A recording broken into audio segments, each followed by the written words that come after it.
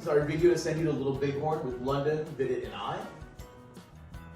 Here are all the destinations that you're going to be hitting during this trip, and all the dinners that you're going to have in. But in the presentation, we're really going to focus on Missoula, Hardin, and Boise. Brief overview of what your trip will look like, covering 5 different states. First main spot in your destination will be on day 2, where you're going from Spokane to Missoula. So we're going to take you to Wallace, Idaho, and you're going to be visiting the Oasis Bordello Museum. This museum is a spectacular place to visit because of its rich history and real artifacts that have been preserved since 1988. This museum showcases an event where prostitutes had to flee because of an FBI raid. The owners of the building decided to preserve this event and leave every item where it was, including a grocery bag on the table, lingerie strewn across the beds, and catalogs, and a lot of other things. Because of its intimate nature of leaving personal items behind, you get to see the unique experiences and lives of prostitutes during this age, often why it is called the Sex Museum. 5, you're going to be going from Billings to Hardin. You're going to be visiting Custer's Battlefield, which is named after General Custer, who died in a Native American battle in 1876. Within the actual trading post, there's a lot of Native American souvenirs and artifacts that you can purchase from the late 1800s. There's also Indian tacos, which are allegedly very tasty. On day 6, you're still going to be in Hardin and arriving to the most important destination of your whole trip, Little Bighorn Battlefield.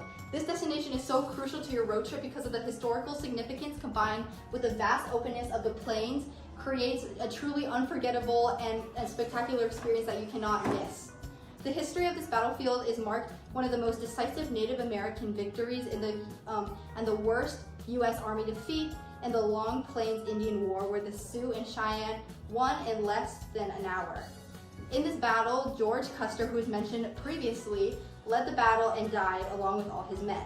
Here you can also pick up cool souvenirs like t-shirts and other patches that you can purchase, and you may find yourself spending the whole day here because of how historically amazing this national treasure is. A couple of days later, on day 11, you see your second day at Boise, Idaho, where you will travel to the Julia Davis Park and visit destinations such as the Basque Museum and the Old Idaho State Peninsula. It was built in 1870, and this is only one of 4 territorial prisons open to the public today.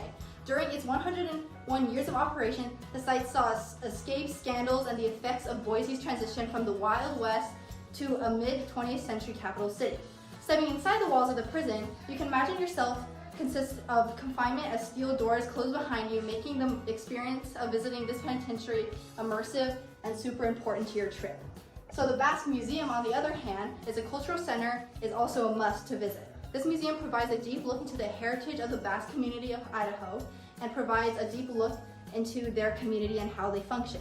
This Basque Museum and Culture Center was established in 1985 as a small town museum in the historic house on Grove Street. Though hard work and support of many individuals, businesses, and foundations created this Basque Museum today. On day 14, you're going from Portland to STEM and home to your wife.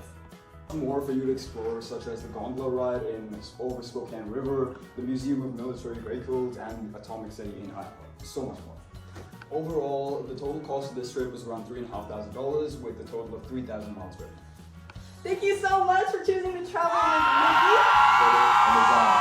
Happy anniversary.